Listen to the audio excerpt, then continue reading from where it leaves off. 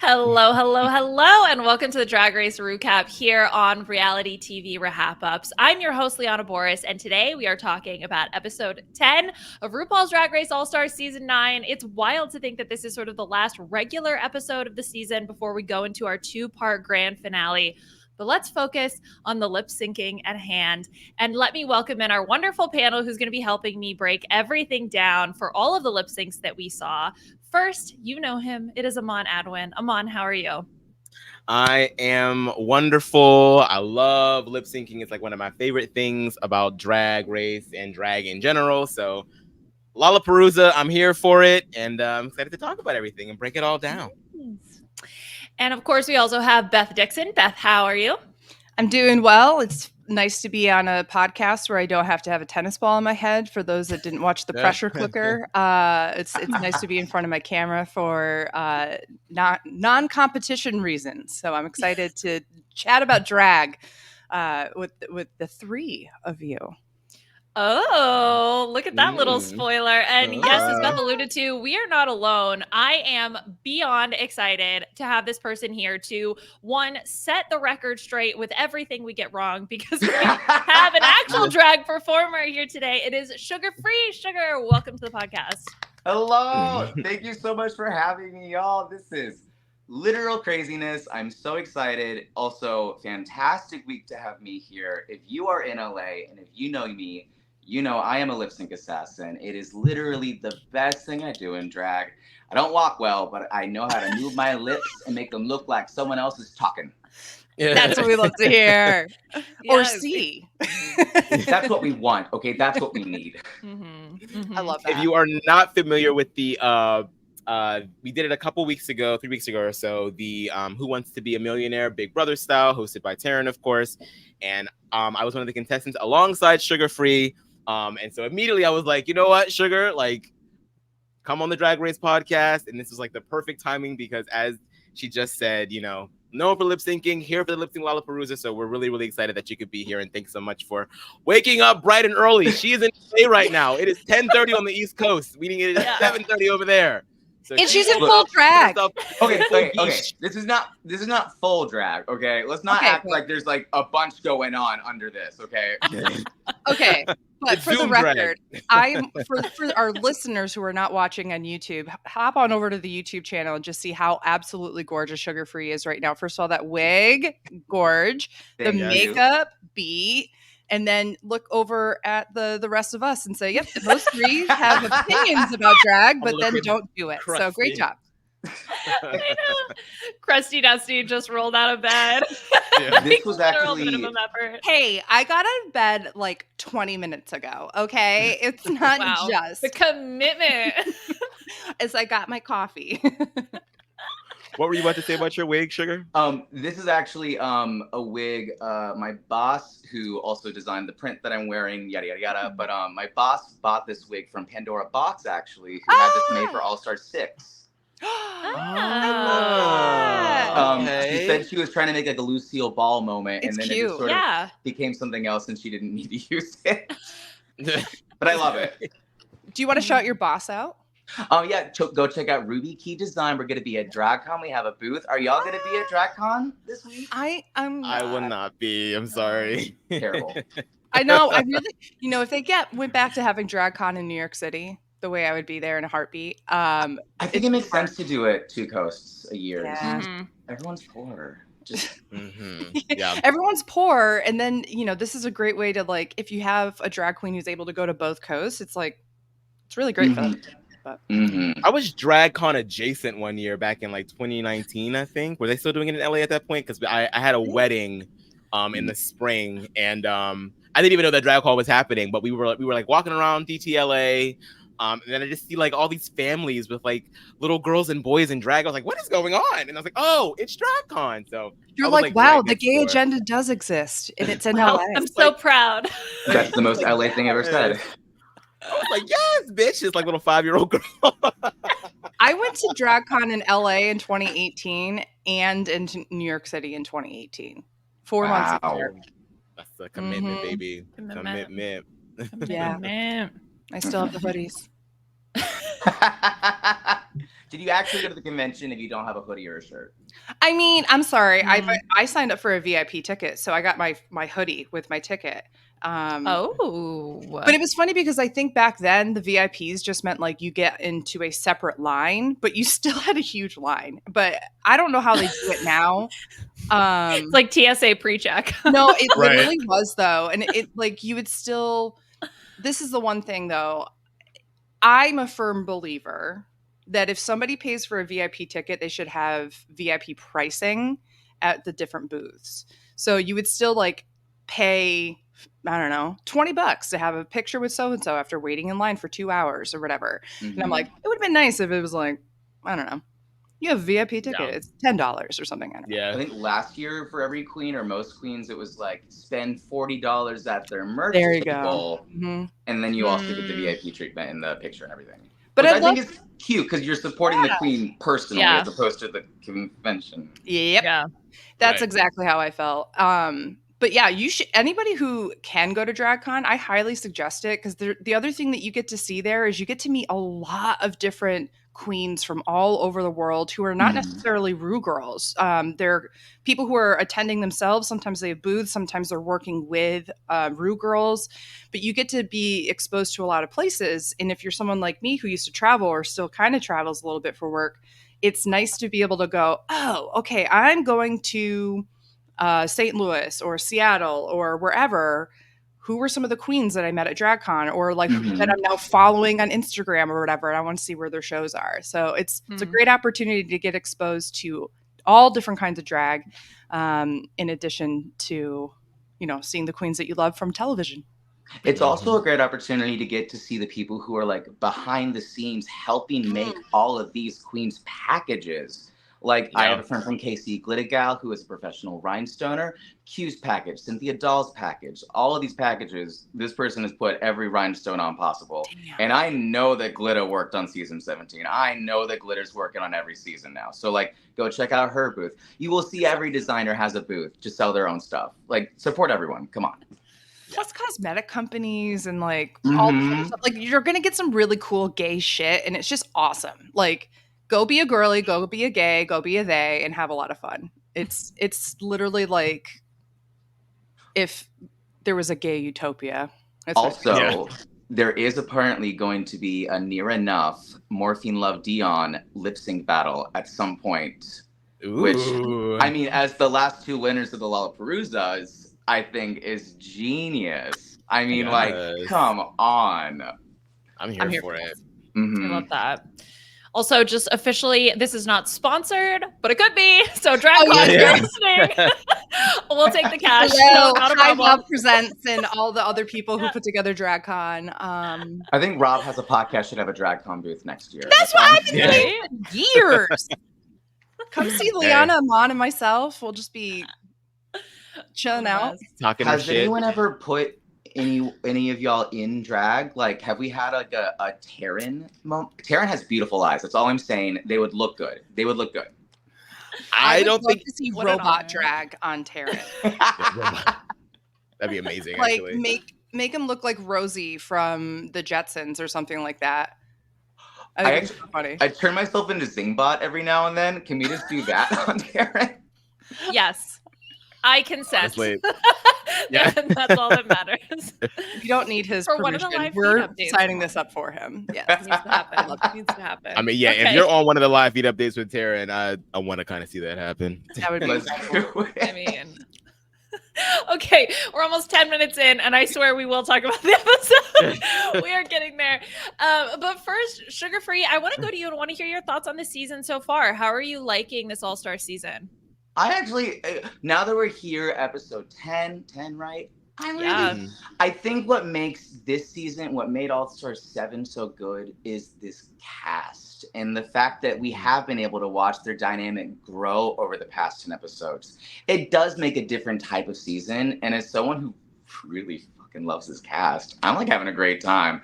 Like Vanie and Gotmic doing weird stuff in the kitchen, or Angeria taking everything personally, or Roxy not knowing where she was landing and then landing on Angeria again. Just, it's moments that only work because of the non-elimination. And so I'm like, I'm here for it. This is for charity. It's not that serious. Just have some fun. I've heard a lot of people in WeHo hating on this season and being like, this sucks. This is boring. And I don't know, maybe it's just not for you, but it's for me. I do think there's something to be said though about like the oversaturation of drag, and then it's the similar kind of thing I feel like we see with Survivor or Big Brother fans, where they're like, I don't like the new twists, I don't like the new formats, I don't like this, and it's like, well, in order to stay relevant and continue to get people talking, like you're helping to participate in the conversation to keep it on the tongues of people, right?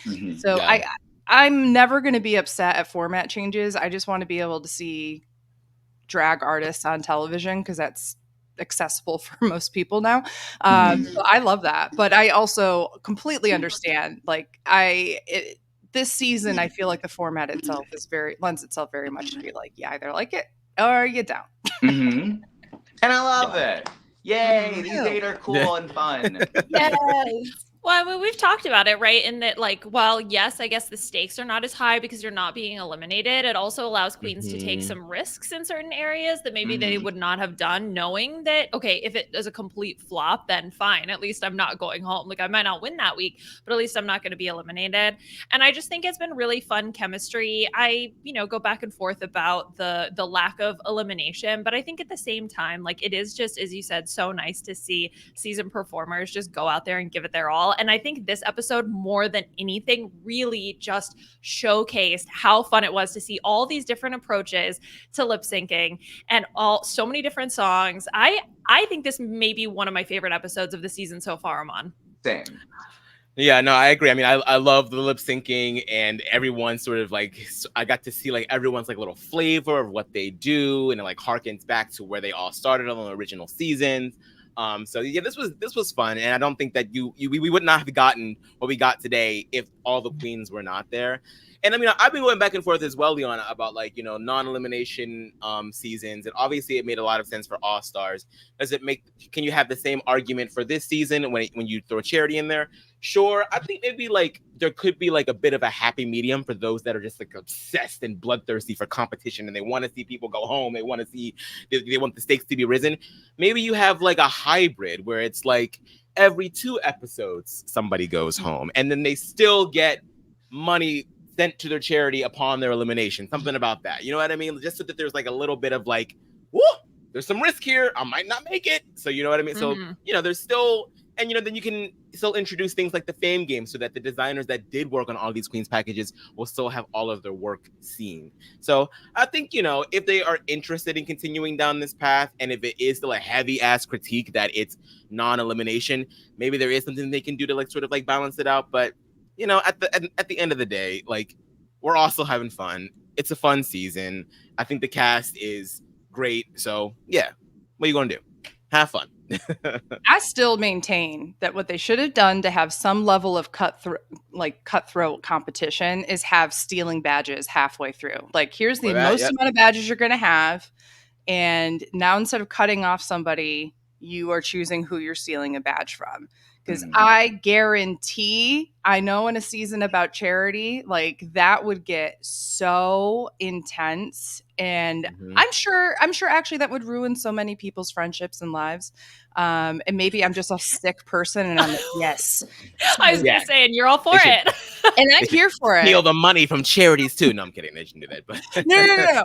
Of course, badges would be fun. The badges would be fun, but that's my thing. I also think if they ever did the elimination thing that you said, Amon, I think it should be set up front that based on how you place bases is how much money you win for your charity. If you're first out, you win $5,000. The next one is 10, the next one's 15, the next one's 20, and have like a rising amount. And that way we can say like, oh, okay, this makes a lot of sense. If the second place person normally gets around 50,000 or something like that, maybe, I'm not sure if I remember that correctly. I think it would work its way up to that. And if it was for charity, I think most people would be like, that's amazing. Because I'm sure they do some kind of stipend system anyway. Right. So it'd be cool to They have to, especially this season. Yeah, for sure. For sure. Well, they all got like the money before the season to put into their packages. So I'm sure there's additional money on top of that. For sure. Yep. Let's start going through some of these lip syncs, knocking them off one by one. Overall, I actually thought the song list was really great. I was kind of obsessed. I felt like everyone was a banger. So I was excited to see who is going to pick what, how this was all going to shake out. Of course, we have the traditional format of, Bruno picks a ball. The queen who gets chosen gets to pick their opponent, but the opponent gets to pick the song, which I think is a good format. I'm pretty happy with that. Sugar, if you had an option, would you rather pick your opponent or the song? Song. Every time. The song. I don't care who I'm standing next to. I know what I'm doing. Yeah. Yeah. And I think also, we see that play out. This song list gave me so much joy as someone who's been doing drag for several years and has done many competitions. Like, these are all of the songs that every drag queen should already know. And that's why I loved it. They weren't like trying to give this cast a bunch of random songs that were new and they'd never heard of. And then we're going to get a bunch of lip syncs that are incomplete. Just give them bangers they already know. Let the audience have a great time. Like, I felt like I was just at an amazing brunch during the episode. You know, it's just watching great numbers or a great Friday night show. For sure. Yeah, I think that's what made this episode so good, is like the combination of all of these things coming together and especially to have it be the last regular episode before the finale. I'm over the moon. I love this episode. Tell that all of them were just happy and relaxed and wanted to have fun, and they did. And like, I don't think of one person who didn't come into this like positive or just trying to show off who they are in a lip sync. I think when there's not the pressure that you're going to be eliminated based off of it, you're able to kind of like, hey, this is how I would do this. You're going to have a little bit of joy with it that you normally wouldn't. And lip syncing should convey at least that the drag queen likes doing it, right? It doesn't necessarily have to convey joy. Some songs are not joyful and performances are not joyful, but it should convey that the queen wants to do that. And sometimes with lip syncs, people are defeated or whatever as they get into it and the energy is not there. But I think that's why this was so good. Yeah. So clarification. So when RuPaul said that these are like lip sync favorites, did he mean just like in general, like as like Sugar Free was alluding to, these are like songs that every queen should have? Or did he say that these songs were also done on the show before? Because I couldn't remember. They've all been done on the show before. Yeah. Okay, got it. But I wouldn't say that necessarily they were all like bangers like the time it happened. Right, before. Because I was like, I cannot remember. I know that Never Gonna Get It was definitely that, because I remember that. I don't remember who did it, but I remember hearing it. That and was I remember obviously and Nicole. Yeah. Got it. Okay, there we go. I was like I know, way back in the day. A lot of them came from way back in the day. And that's what I think what was really great is that, for the newer audiences who maybe haven't gone back and watched those first few seasons and such, there were quite a few songs that I was like, thank God we're bringing this back. But that said, I still have a list of songs and I'm like waiting to get their moment. I'm waiting for it. Does RuPaul hate ABBA? Yeah. Maybe ABBA hooks RuPaul. That's what I think it is. One or the other. There's an episode of Community. NBC got the rights to ABBA and had so many songs. But how have we not had Gimme Gimme? Yeah. It was, I think, like a Cher cover that Widow did against Lady Camden in the finale, and that's the only time it's ever touched the show. Yeah. Wow. It might happen that the same thing was with Beyonce. Beyonce was not letting, it wasn't just RuPaul. She wasn't letting anybody touch her shit. And now all of a sudden we've had like 5 different Beyonce songs on the show. And it's still not enough. 3 years. And it's still not enough. No, I still need more.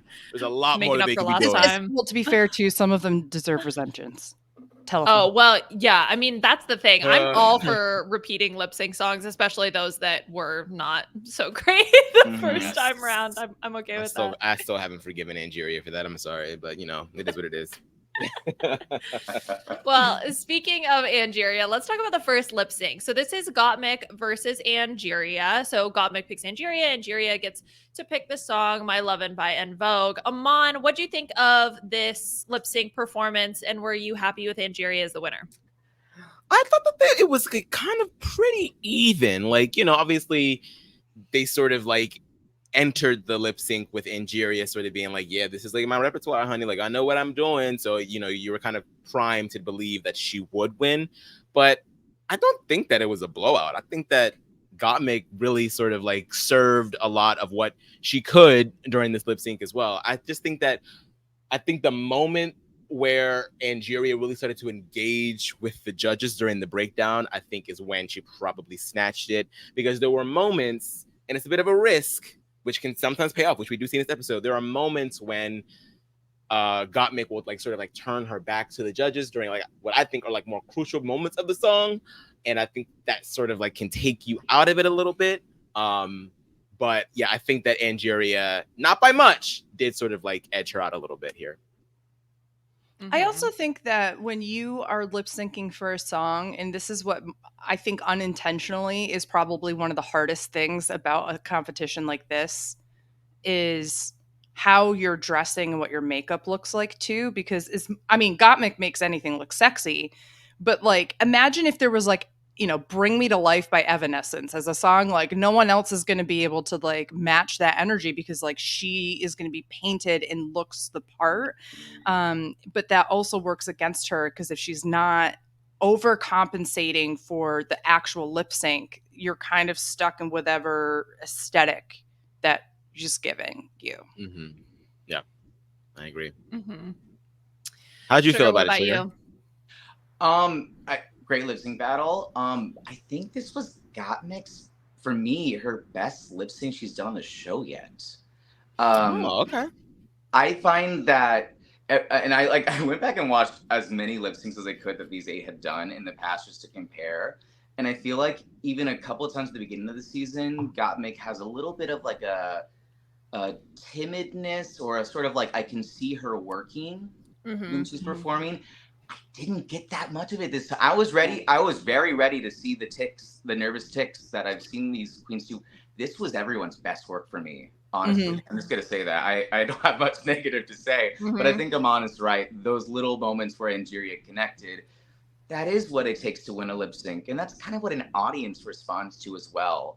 I always say that lip syncing is like playing Guitar Hero or DDR, and the goal is to get 100%. And the goal is to just look better than the other person doing it. So if you can do those two things, it doesn't really matter what else you do. Just do that. And Angeria did that. So now I really want a lip syncing game where it maps your face and you like have to get the words as they're coming down. Like good, great, whatever. Miss, meh, meh. That would be incredible. Oh, that would be amazing. Actually. Okay, for the record, I'm patenting this. Sugar and I are going to go in on this together. I mean, the technology exists. Those filters on TikTok and Instagram are so good. They can do the face mapping technology. Like, for sure, you can do it. I believe. If we have any developers listening, be in touch. Would love to make some extra money. $1 million idea. Let's all go together on this. Okay. So the only thing I really have to add to that, because I agree with what all y'all are saying, I do think Gotmic's face looked a little defeated towards the end. I don't know. Maybe there's just me like reading into her feelings, because we're also getting the confessionals about how she's like, oh, maybe I shouldn't have picked Angeria. But that was I was surprised very close. I was surprised that she did pick Angeria, but then again, if I'm looking at all the options, I was surprised she didn't go for like Nina West. She's like, I want to go for someone who has an opposite lip syncing style. And I was like, so Nina? Then she was like, Angeria. And I was like, I think it's because the other song she didn't want was that one that Nina did with, and she knew that Nina would choose it. And it's like, I don't. That's true. That's fair. And it's like, I understand the strategy of wanting to pick someone who's gonna pick the song you choose. Also, I realized everyone in round 1 who picked their lip syncer lost. Yeah. If you picked the song in round 1, you win. That's just what happened every time. So we should have the data scientists put together the data. Did Vanie? I think Vanie picked Plastique. I think that was the only exception. No, wait. Right? I think Vanie did pick Plastique. You're right. Yeah, because Bruno picked for having the song. Oh yeah. But I mean, Plastique, the 4-time loser, like. And this is still her best lip sync. I know. Well, let's talk about it. Let's talk about Vanie versus Plastique. So, as we discussed, Vanie picks Plastique. Plastique picks Pussycat Dolls, When I Grow Up. And I agree. I think Plastique, this was her best lip sync. I think she still has that fundamental issue of like connecting her face to the song. She's just sort of giving like dead face the whole time. And that I think also was one of the themes, I would say, of this episode, which is when you have the final two be Roxy and Chanel, like clearly there's something that's connecting about their performances. And Plastique is almost the exact opposite. I think her and Georgia sort of reflect the more the flips, the dips, the tricks, but less of the I'm connecting to you, to the audience with my face, Beth. I 1000% agree. And I think that Plastique, as being somebody who is a huge internet influencer and personality, and that's like where a lot of her fans are, I'm not saying that you don't connect when you're doing something online, but it's a little different than feeding off the energy in the room. And I know that Sugar Free can absolutely speak more to that than I can, but I have this feeling like Plastique, it felt like Plastique was trying to be Nicole Scherzinger, like in the body, but still tripping over some of those words. And I'm like, girl, this is a song that all of us in this age range, like, we know it. Not just age range, everyone in this occupation of drag knows When I Grow Up. Yeah. Right. Because like, when you grow up, you want to be famous. You want to be on Drag Race. You want to get some money, right? Right. But it's. I don't know. Like she looked fantastic. Let's not pretend like she didn't. But it was just a situation where I looked at it and I was like, Vanjie was giving me, I am this song. I'm going to be a boss. Look at me. I'm going to do this. And even if it was like frenetic at times, it was like it felt like she was embodying like, I'm going to do this. I have the drive. I'm going to be famous someday. And I'm going to be like, she looked like she was a pop star and Plastique looked like she was part of a girl group. They're both good, but one was the standout. I just feel like when it comes to Plastique, like, yeah, she's sort of like, I feel like she still hasn't mastered how to reveal outfits in lip syncs. I think she always does it so, like immediately. And I'm like, yes, we know that the reveal is coming, so you don't have to like bury the lead, but you still want to give the tension, and like just ripping it off from the beginning is kind of like, Whereas I feel like with Vanjie, you know, even though her reveals weren't like anything spectacular, at least there was more of like a storytelling to it. There was a build. There was like, you know, I'm gonna be completely unclothed by the time this first chorus hits. I'm gonna do my first dip and death drop by the time that second chorus hits. Like there was storytelling, there was structure to the lip sync. And I'm not saying that every lip sync has to be that surgical, but there is like, you know, there's something pleasing to the brain when you see something rise as opposed to giving it all in the first like 10 seconds. And it was to the point where, again, not that there's anything wrong with repeating moves, but it becomes more noticeable when you're already like giving so much, and then you do, because she did I don't even know what you would call the move when you're on your back and then you flip your legs around in a circle.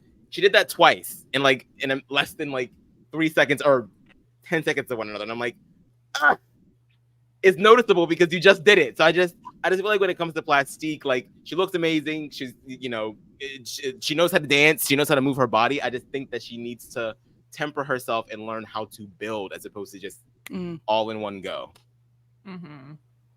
All right, this is from the words of people who don't lip sync. Sugar Free. I know, please correct us. You guys are all completely correct and valid and appreciated. That's what we need. Okay, next. No.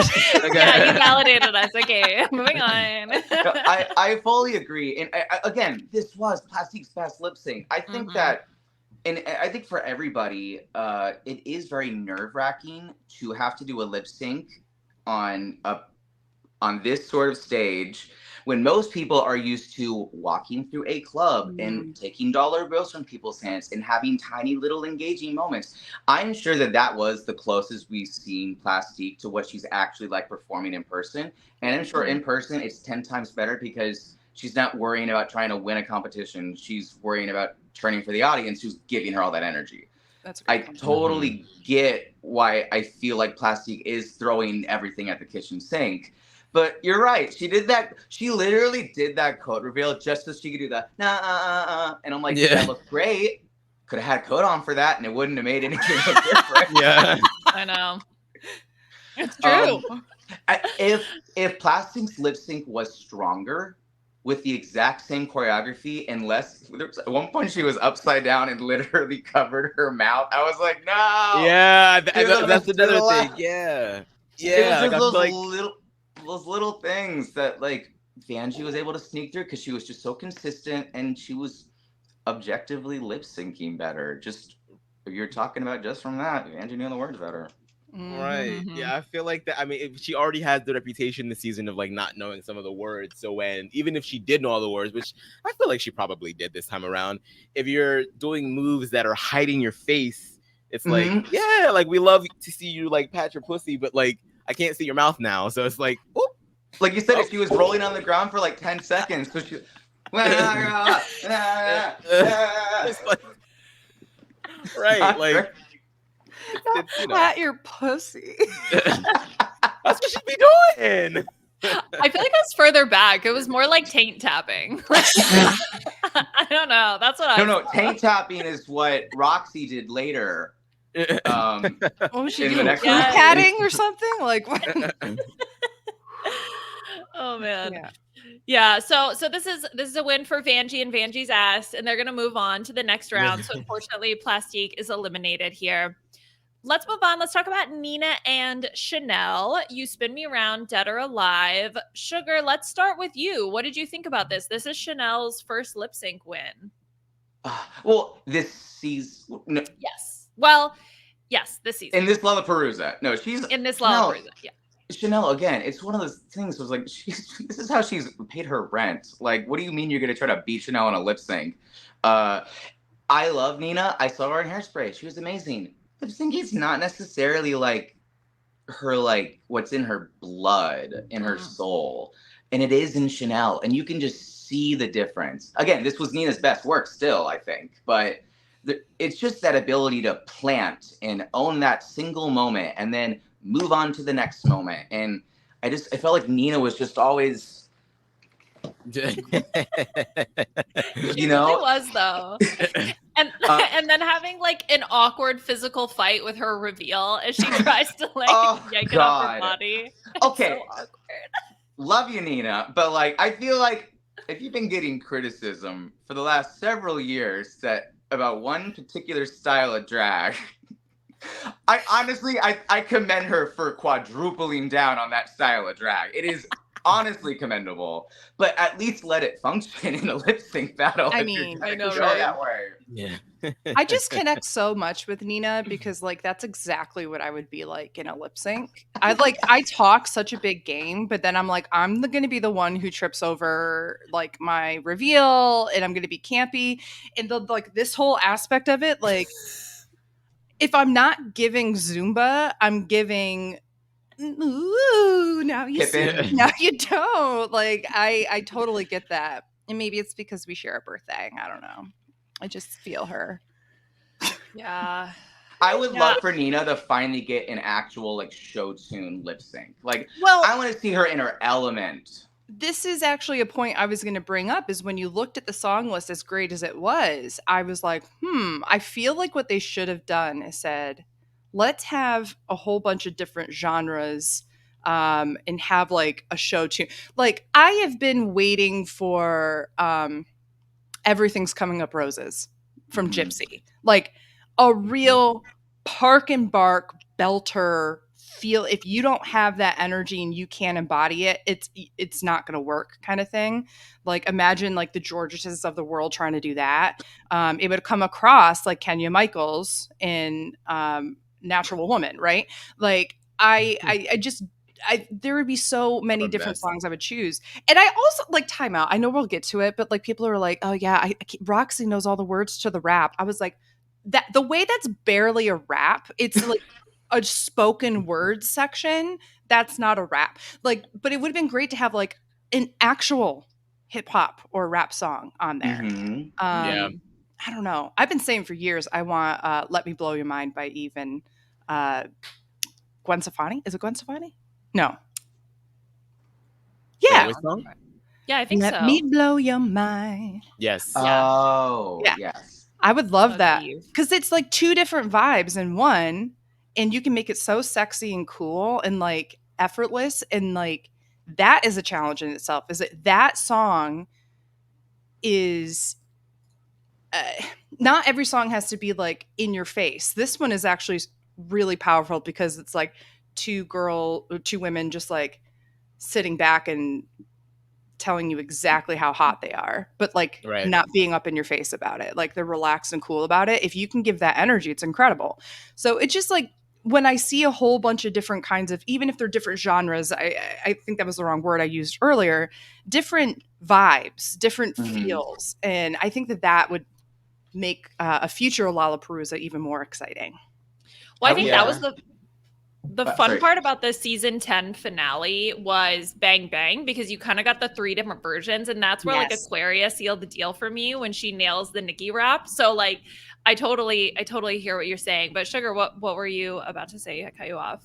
I was gonna say, have we ever actually had Broadway in a Lollapalooza or anything like jazzy, vintage? Like, because I do think it is important to hold that part of drag musical sensibilities in check. The old McDonald lip sync in All Star 7, I'm like literally give me more of that. Like there's one of my favorite numbers I do is this very obscure song. It is 7.5 minutes long, by Lettucey. And at one point she just has like a 2.5 minute scat breakdown where she goes to work and she's like,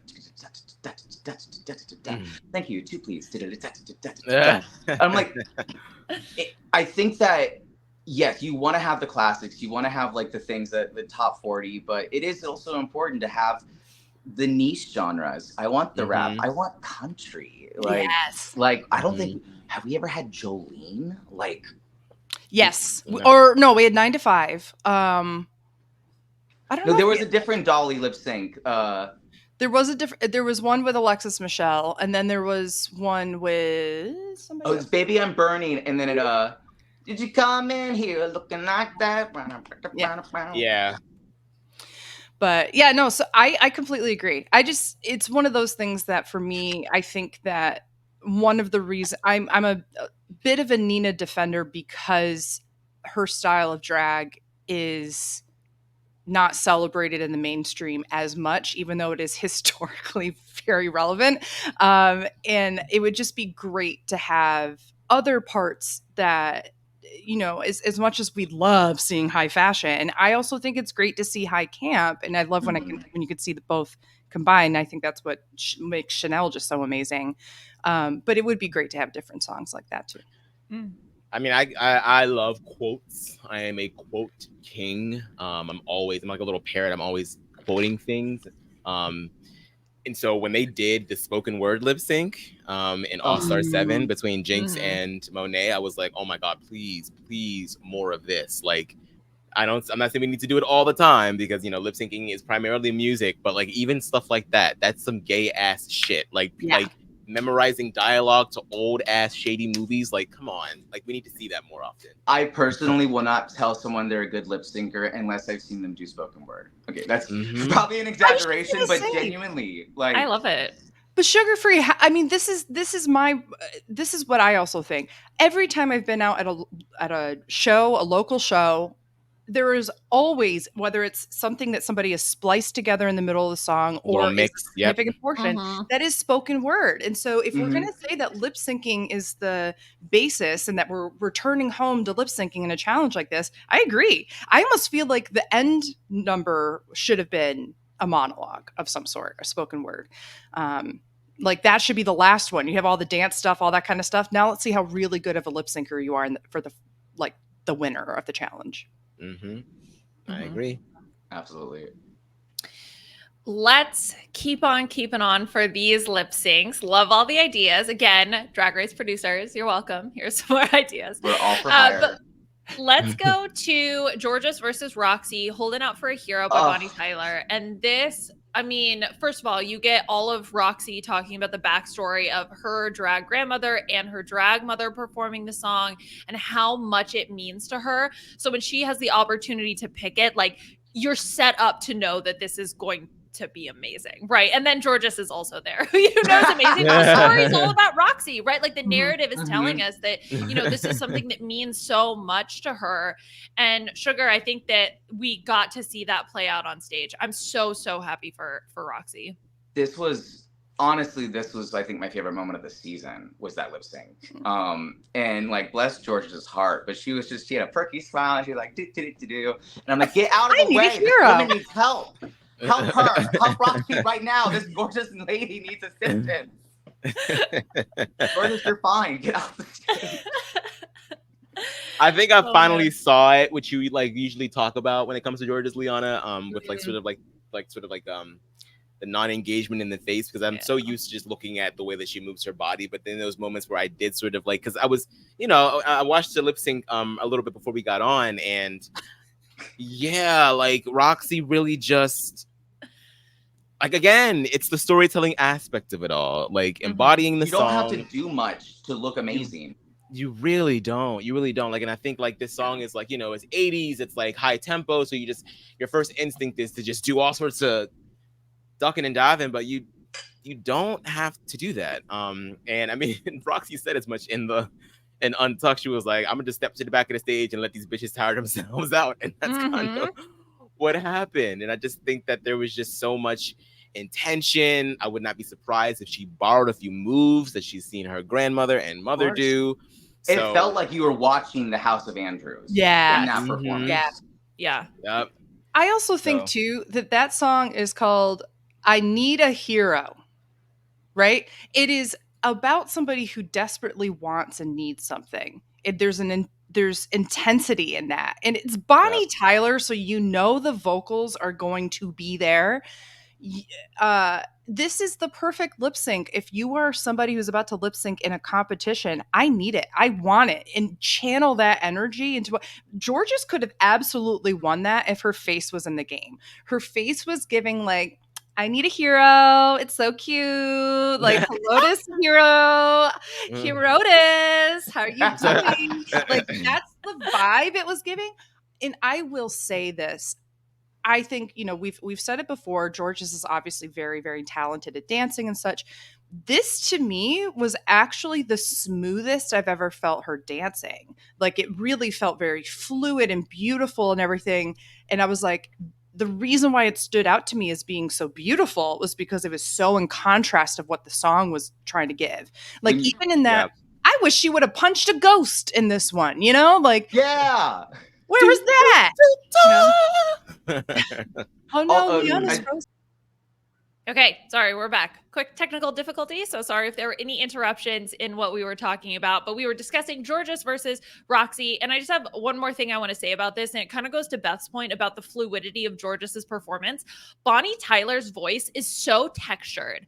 And it almost felt like the contrast of her fluid movement did not fit at all whatsoever. It felt really, really awkward. And Roxy just better embodied the song. So I think having that additional contrast made it, for me, an even easier decision with Roxy as the ultimate winner.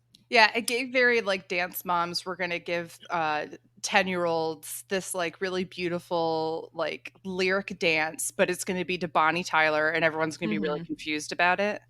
Like that's what it gave. For me, Georges almost gave me Glee Club. Okay, yeah, I could see that. Yeah, because it's just like, I don't believe that this vocal is coming out of this body right now doing these things. That doesn't make sense. Like, I don't. This is a lip sync where it needs to look like you're actually singing, not just knowing the words. There is a difference. Yes. I would like to thank you for saying that, Sugar Free, because there have been many times I've said that at the end of the day, it's not that you get the words correct. It's that we think you're the one singing, talking, rapping, whatever. And I think we've lost that. I think it's now turned into, do you know the words and can you do a flip? Honestly, I find more impressive when someone moves their head up because the note is higher than the last note. And I'm like, that's all I need. Literally, I don't give a fuck about anything else. I'm here with you. So that was the first round, the first 4 lip syncs. So let's move into the second round. Vanie versus Chanel is the first lip sync, and Chanel picks I'm Every Woman by Chaka Khan. Fantastic song. Very excited about this. Aman, what did you think about Chanel v. Vanie? So I was like, I'm rooting for Vanie as always. So I was like, all right, Vanjie, now you for this song, you can do a couple of tricks here and there, but this, like, you really have to slow it down. And so when she did, and she sort of, came out with like the little bit of, Black Mama at a family reunion type deal, I was like, okay. But then I was watching Chanel, and the words were just coming out of that mouth, the smile, the joy on her face. There was like a seriousness in Vanjie's face the entire time. It's like, I every woman. Whereas that Chanel's is like, the Vanjie though. It's just yes.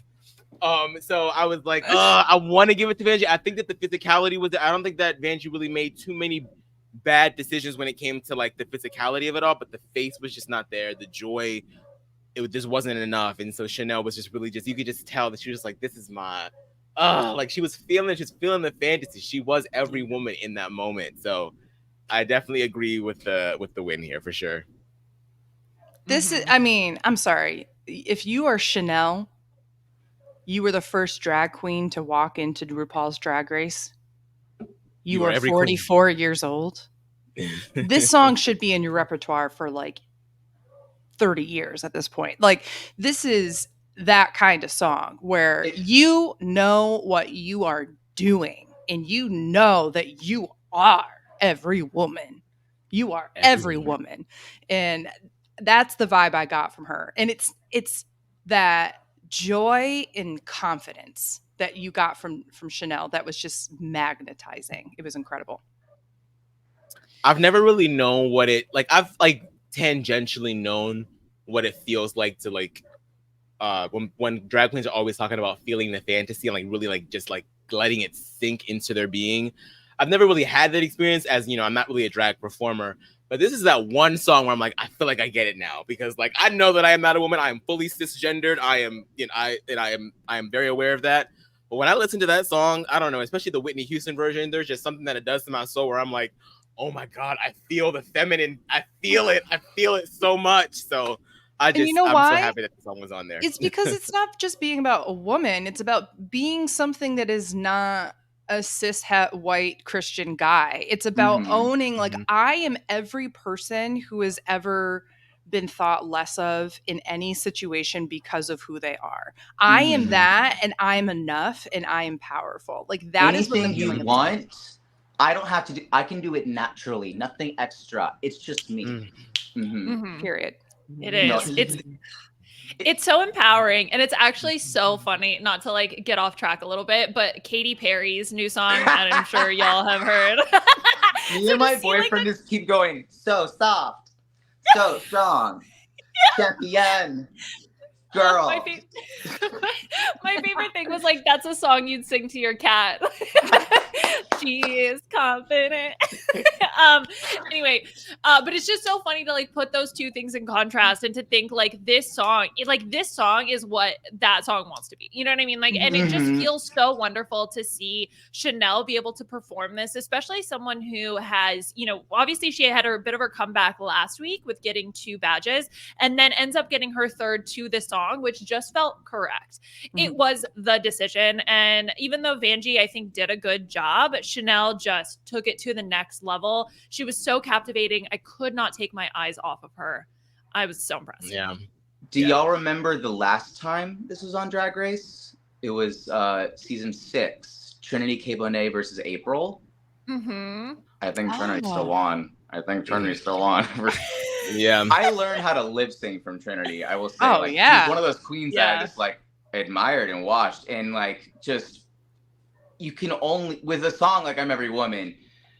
It is the song that experienced drag queens have heard in every playlist before the show, every playlist after the show. Every girl has done the number. It's been an opening number. It's been a closing number. It should be in your blood at this point. And it just wasn't Chanel's more than Vanjie's. I would love to see Vanjie tap into that. I think she can, clearly. I think so too. I think it was a nerve thing of just like, okay, I'm not really sure what else to do now. Let's get back into what I'm comfortable with. And I think Vanjie suffers from, I'm going to do what Drag Race expects of me, which is to be Vanjie. And I think that she is very much pigeonholed into that. And I think that she could do something else, but I don't I think she is somebody who just so clearly is so incredibly happy to be there. And I'm sure she really wants to win, but I also that she's like the one queen that when I watch her, I can tell she's just having a good old time. And she's like, I know what I'm here to do. I'm here to make my little Vanjie comments and have my little Vanjie energy and make RuPaul laugh and have a little moment in the confessional where I look at you like this. And I do those things. And that's my job for the show. And I think that she absolutely can do that. I just don't know if she thinks she can do that. Like if she's allowed to do right. that. Like, are they going to like me as much if I do that? And here's the thing. I think the audience would, but I'm not sure. Like, I think that she's playing the I want to continue to get the calls from the producers and they want me to be this one thing. Now, she did it once to really tap into something. I don't think anybody's going to be upset with that, but I would totally understand if that's within her, even not like in her subconscious of like, I gotta be Vanjie. And so I don't know. Let's move on. Let's talk about Roxy versus Angeria. Groove is in the heart. Delight. Sugar, what did you think about this lip sync performance? Well, the last time we had the song, season 10, it was Asia versus the Vixen, and it was a good lip sync. I don't remember it being like spectacular. This was spectacular. This is what I wanted out of Groove is in the Heart. That's what I've had on so many lists so far, and I haven't even finished learning it. I haven't had to actually do it in a lip sync battle yet, and I'm happy about that because it's long, it's hard. There's a lot of words. It's very satisfaction. That's weird. It's just a weird song, and so of course Roxy knows all the words. Okay, of course. And of course, Angeria, she really did well in anything but the rap part. But the second that rap part comes in, and she's just I mean, that's just again. This is where I get to see myself reflected in the drag competition show. Where I would be sitting there trying to do the little wave thing and ooh, what can I do to distract you from not looking at my mouth? And I will say this again, I know I kind of said hey, it's not really a rap, it's a spoken word. It's deceptively a rap, and it's because it doesn't have a cadence that you would expect for and that's the thing that I think makes it so difficult. Again, someone who's really laid back in how they're talking. And this is how they're going to do it, but it's going to stop right here. And it kind of gives me a little, honestly, it's kind of reminiscent to me of Snoop Dogg to a certain extent of his cadences. And to do that and to make it engaging at the same time and energetic. And then the pussy pop, literally Drag Race 101. If there's a weird musical moment, do anything with your genitals. And RuPaul will live. RuPaul will dream. She will Venmo you $10,000 for taxes.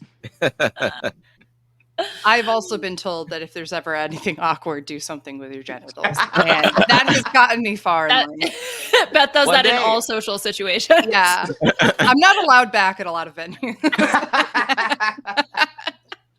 That's why I'm always here in my apartment. Yeah, I feel like Roxy just had so much control again here. And then that ass is just so damn distracting. When she was shimmying. Oh. Yeah. Can I say something though about Roxy? Her wig line was weird to me this episode. And I'm not surprised she's doing all this. No, before she was doing that, it was just there was black here that I couldn't tell if that was supposed to be the root or if she had another wig underneath that was going to try to do a wig reveal or something. I noticed something really weird to me, and I was looking at that so often. I noticed it once, and it was that lip sync. It was when she was at the front of this, or was that Holding Out for a Hero? When she was Holding Out for a Hero, she was doing that and such. And I was like, is that her natural hair? But I think it was just a really dark root on a really blonde wig. It just was weird. At certain angles, it did look a little weird. Because it didn't look like it blended in up. It looked like it blended to the side, and the rest of the wig didn't go to the side. I don't know. It was something where I was like, I can't tell if her wig line. It felt a lot like when she did the commercial challenge in All Stars 2, and she kept trying to do the wig reveal. The wig was here, and they're like, nope, shoot it again, and then the wig was down here, and it felt to me oh no, is this going to be the thing that messes up? But then it didn't. in it. This Yes. black. Yes. Okay. It I was, don't know how to zoom in. It was really distracting to me. Nope. In a way that like I couldn't tell, because you can see me. it doesn't match the roots of like of the wig. So I was like, that's got to be her natural hairline. I don't know. But regardless, that was the one thing. If I have to criticize Roxy on anything, it's just that took me out a little bit in the first lip sync. Here, she could have had that wig halfway across her head and I wouldn't have noticed. She was incredible. Yes. This. You see what I'm saying? Y'all are Yeah, sleuths, cool. though. Like, I was not paying attention to that at all. I'm so impressed. That just, I it was more so pay big attention to eyeshadow more than anything nowadays. Yeah. For some reason, Mhm. I've had my own particular eye journey. I do not have. Bitch Puddin once told me before I even started drag, she said, "You should not do drag. Your face would not wear makeup well." Wow. And she's not that Okay. wrong. I have a heavy brow bone and hooded eyes. I get it. So like, but that's actually what makes you ready for drag, is because you have to paint higher and bigger and such. So that actually like, but, oh, I want a tiny little gorgeous eye. She looks so good when she does it. Oh. Oh, also, I wanted to say this earlier about Georges. I have seen her do one lip sync on this show where she did not just go do, and that was Heartbreak Hotel against Bosco. I mean, like she needed to channel that energy into Hero. Anyways. Yeah, I remember that now. I want to watch season 14 again, actually. Kind of actually. Like Angeria and Georges are reminding it was a frustrating season because pacing every week was zombie week, and yeah, but like it really was a good cast. Shout out to Daya. it was a great cast. Daya Elizabeth. Diabetica. Okay, let's talk about our final lip sync, Roxy versus Chanel, Break Free by Ariana Grande, which I was excited. Like, you know, obviously I think that having the choice to do Ariana Grande as someone who's like such a vocalist, obviously this is going to be a fantastic song choice. And I really think it was neck and neck, but Chanel a little bit flatlined for me towards the end. And I think Roxy just continued to pick up that energy. So for me, Beth, I do feel like Roxy was the correct choice to win. I 1000% agree with you. In the beginning of the lip sync, I was like, wow, Chanel is eating. And then she lost the energy. And with a song called Break Free, you got to keep pushing until the very end. And I did feel like her energy drop. The thing I got to give Chanel so many props for was bitch knows how to use a cape. She knows how to use her. The flourishes, the moments where she used her, her cape, her I don't know, robe or whatever you're gonna call it, as dramatic flair at that exact beat in the song and that kind of thing. That is somebody who knows how to use everything, not just your body and your face. Use your makeup, use your wig, use your costume, use whatever you can to command the attention of the moment. And she did that, like one or two of those that just like really accented the moment. And one of them was in a shot where it was both of them. And my eyes went right back to Chanel, like a trained dog. I was like, whoop, right back to her. And it was incredible. So I just want to give her a lot of props because I don't know how many of us were going into this going, Chanel's going to be in the final two out of all the group. Oh, I love it. Sorry, I'm the professional drag queen here. But like, I was still literally the entire time I was like, it's going to be Chanel and Roxy. Maybe Angeria sneaks in. And those are the only three I was even featuring. That's it. I was wondering what the half reveal was about because like when she does like sort of like pull open the coat, I was expecting the whole thing to come off, but she kind of just left it on, and then she started. I think the reveal was the utilizing the garment. Okay. Because it was like all black, and then there was like that. Was it a leopard? It's like a leopard or cheat or something. Yeah. But yeah, that the utilizing the garment at the end was reminded me so much of Coco Montrese and Cold Hearted Snake back in season 5. The best to ever do it. Yeah. Like she won a lip sync doing that and then doing this. Like, yeah. Right. He's like, I'm making sure those judges see every single one. The fact that RuPaul's like So camp. I want you guys to know if I'm ever on drag, this is never happening, because I'm no way a drag queen. But if for some reason they said, hey, we're going to have one non-drag queen come on and just see if they can figure it out along the way, which they won't. When I lip sync for my life, I will ask before they go, the time is coming. Excuse me, which one's my camera? Where am I going to go? And they're going to tell me where my camera is. I'm going to stop. Is RuPaul that my and say, camera? Is that my camera? Where's my camera? Where's my camera? Thank you. And then I will get off the stage and go right up to that camera and just look at him and just blah, blah, blah, blah. And that's what I do. Have you seen that interview that Joseph Shepard did with Bob, where Bob was like, if you were on Drag Race, how do you think you'd do? And Joseph's like, I think I'd get fifth. And Bob's like, with what? With what? It's so funny, the amount of people who are like, I would kill it at Drag Race. And I'm like, I love Drag Race. I love drag. I can't do either. I can be campy and I can perform, but I can't do drag. See, I could do a little lip syncing here and there. That's about it. I have no interest in doing Drag Race. Good for I you. auditioned for season 16, and then my friend Amanda got on. Shout out Amanda. Hey. And I might know somebody next season. Anyways, and I've met Q before. Enough said. But no interest at all. It sounds like a 17-hour workday every day in heels. I had to do a movie in drag a couple years ago, and I couldn't feel my feet for like a week. So I would probably just die during production. Full disclosure, I'm going to be the first drag queen on Big Brother. That's the plan. That's we love. That sounds like a lot of happen. So you're the laying 17th around house all guest. week. Are you in Maybe- sequester right now? Is this? Are we breaking the rules right now? Yeah. No, this pot leaf, this pot symbol there, that's in my sequester room. They're treating me well here. You're actually already moved into the Big Brother. This is the HOH This is room. Big Brother house. I love it. I think Drag Race takes a lot of stamina, and so kudos to anybody who's doing Drag Race. I understand why some of the girls do not want to go back to Drag Race, because I do not even want to go on to Drag Race. But even if you're like yourself, Sugar, like if you are a drag queen in general, like drag is a lot of discomfort. It's a lot of I can't put on a wig because I hate my own hair. I don't like my own hair touching my neck and it making me too hot and all that stuff. That's why my hair is all the way up. But it's drag is so hard. I would argue it is the most difficult form of entertainment that we have. Yes, because you have to do other forms of entertainment wrapped up with this, you know? There's no other one that has significant body modifications that you have to do for the most part. Yeah. It's incredible.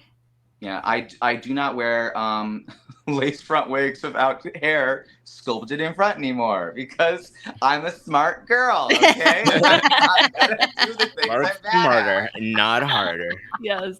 I love. Okay, so back to the task at hand. Roxy does win and continues to prove what an amazing lip sync performer she is. 9-0. What a gag. 5 badges this season. We had talked about who we think are front runners to win the whole competition. And for me, I just feel like this is Roxy's to lose. Obviously, I understand RuPaul's saying everybody has an opportunity to make it to the final 3, but Roxy's got 5 badges. She's such a commanding performer on so many levels. I have a hard time believing that she's not going to be able to succeed in the 2-part finale, but there could be some shenanigans because we see in the promo that the queens are going to be voting. Who knows what they're voting for or against? So I think a lot of this is just going to have to shake out over the next 2 episodes, but I'm really excited to see the conclusion of this season and see who ultimately gets crowned the winner of All Stars 9. I'm excited, but the voting thing, I like my social strategy games and my talent games into separate boxes for the most part. I don't like that much overlap, and when Shangela gets robbed, and if it happens again with Roxy, we're gonna take to the streets, people. We're just gonna do it. We are not putting that out into the universe. I didn't even think it would go that far, but now that you're saying it out loud, I'm absolutely terrified. I'm like, Imagine that in is the charity worst case season. scenario, and it's already happened. So I can't. I mean, the nice thing is any bitterness that there would probably just be with Angeria and nobody else. yeah, a little apparently. bit. And I think everybody else, honestly, like this is a season for charity. Nobody's gone home. Nobody feels like other people have really lied to them or been duplicitous or awful in the way that people felt like Shangela was playing mind games when they left. Mhm. And so like I am holding out I'm going to be the positive person here and say that's probably not going to. Thank you, Aman, for that thumbs up. I don't know how that happened on the screen, but cool. I appreciate it. Did you do that on purpose? No, I was just I was looking at something on the ground. I guess my hand was just in a No. Like there was like a bubble that had a thumbs up on your screen. Yeah, it's like that an Apple happens. thing that happens. Yeah, if you do it on the screen, I don't know why that happens. I missed it. That's I so did that funny. on a live you feed just kind of update one doing day. This gave a thumbs up on the screen. If you're not watching the There it YouTube, goes. Hey. okay, this Yeah. is This the is the beginning of the lip future. sync app. Okay, this is great. It can. I don't know if does it do it for this one too, or maybe it's just the thumb. It happened, I think it was on the B&B. We were talking with Franny, and like all of a sudden they started popping up. I'm like, what is happening? But anyway, whatever. Does it not recognize? Is this not a hand to them? It thinks it's just flowers. It's so weird. Yeah, I like the like how it last time that doesn't wanna do happened, it like for a me. whole cascade of thumbs ups happened. I was like, whoa. I guess my favorite okay. part was the fact that you weren't even really giving a thumbs up. You were just kind of doing this with your hand, and all of a sudden it just gives them that. That's great. Going back to whatever. What was I saying? Something about Drag Race, probably. something about Drag Race or whatever. Yeah, I don't know. The voting and Shangela playing mind games. And Oh yeah, I don't think that know. anybody's gonna have. I'm gonna be the positive person and say that I don't think that's gonna happen this time. I think up until this episode, I was like convinced that this would be a like Angeria winning season. This episode and the fact that Angeria is just like not kind of given it the past couple of episodes, I will say, is I mean, Sugar Free is right. I mean, she did give us a little bit of this. I do think that I think this is Roxy's, and I could not be happier. Roxy is the queen that got me into Drag Race. My first season that I ever watched was All Stars 2. And the first episode I watched was that first episode, and the burlesque and someone who was thick and juicy, being sexy and celebrated. And I just was like, yep, I love her. Let's be real. Roxy and Tati are the reason the talent show is still going on. Like for those two sure invented that wheel. Yeah. Yeah. I actually and look at two queens who didn't do their own song. I started drag at Upright Citizens Brigade here in LA at a show called Bad Drag Race that Nicole Byer hosts. And it is where everyone is a crunchy, terrible, disgusting drag queen. And it's just all comedy, all fun. Love that. But we had to do a talent show, and because of Roxy, I did a burlesque number where I was being admitted to the hospital. So like I came out in like a cloak, I take it off, and it's a Foley rhinestone hospital gown. And then I take that off, and I have like the little chest monitors on for my my oh, that's so I love it. cute. So like, but like she's just so smart. Burlesque, you don't have to do that much to look fucking incredible doing it. Like Roxy is the queen of knowing what it takes to be that girl. Have you seen that video of her? This was on her Instagram years ago, but it's just her coming on stage in yellow fringe pants, and she just gets on stage and starts shimmying, and the pants are going crazy, and there's just some gay off camera who just goes, "Are you kidding me? Oh God!" Roxy Anders. Work, mama. An icon. She will win this season, and I cannot wait. I mean, it's perfect redemption for her run on the All Stars too, right? Like being dragged all the way to the end. It'd be nice to see her like rectify that storyline by getting a win. So now let's get Detox on an All Star, so the top 4 can all win a season. Yes. Can I ask you all a very controversial question? Yes. Do you think Detox or Katya was the second place person in All Stars 2? I thought or Detox should have won been that lip sync. Is all I'll say. What'd you say? I think Detox won that lip sync at the end. Thank is you. all I'll say. Yeah. I think Detox should have won, to be honest. If we're going off lip sync, then yeah. Yeah, that's what I mean. Yeah. I'll reserve my right to answer after watching it again. I think it's just interesting because everybody says Katya was robbed. And in my opinion, I think Katya was third place. I think Detox was absolutely second place there. I think that's because Katya was the fan fave, right? So you're more likely to root for Katya. Right. But if you look at the nuts and bolts, I think Detox performed better. But also Detox murdered the runway that whole season and did well in the challenges and did well in lip syncs. And I just sat back and I was like, I love Katya and I love what she brought, but my goodness, there were times where, I mean, even the finale looks, I love Katya, but I didn't like that finale look. And Detox. That like coral pastel-y with ballerina tool. Yeah. Oh, so sorry, I had to bring that was up. ahead of her time. Honestly, I think there was a lot of other queens when she was on that were like more accessible to the audience. They were more funny, more comedy driven, which was very popular at the time. Detox now, oh, she would demolish. I once saw her at a club here in LA, and she took a cigarette from someone's hand and just started smoking on stage. Like, you probably shouldn't have even been smoking in there, but I don't care. I was at a show. I went to the second ever Work the World Tour show, which was in Montreal. And I did the lip syncing thing, which was fun. That Bianca was hosting it. I won. But I was in the front row, and Detox, she did her mannequin number, which is always just incredible. And she came out and was just engaging with the audience when she was moving and all that stuff. And then she and I like locked eyes. She took somebody's drink and finished it on stage, and like the whole thing. I mean, it's just all these like things that you love about drag queens, and she knows how to bring it to a bigger scale. She's just incredible. I would love to see what she does at a lip sync nowadays, because like she was always delivering, always. Oh, my favorite moment that reminded me, my favorite moment of any lip sync ever, and it's probably it's probably the closest I've ever seen a drag queen doing what they do on stage, was when Darian Lake took dollar bills from people's hands. It's my favorite. Yes. I say the same thing all the time. Yes. There's literally nothing else is more drag than to thank you for coming. Oh, thank you. Yeah. I'll talk to you later. I love you. I love it. All right. Is there anything else that we want to talk about before we wrap things up for this episode or otherwise? Yeah, Beth. The fact that from the second round on, you got a badge if you won was something to take into consideration. So 3 badges, right? 3 badges. Given out? Wait, 3? Or was it just 2? Okay, wait. So Chanel got 1 and Roxy got 1. Yeah, because they were the top 2 of the They were the top top 2. Okay. I thought Roxy would get another one for winning. No? Okay. I'm dumb. Roxy has 5, and she had 4 going into this, so she got 1 badge. 5 badges. I thought that she got 2 badges for. Oh man, that's my bad. Imagine.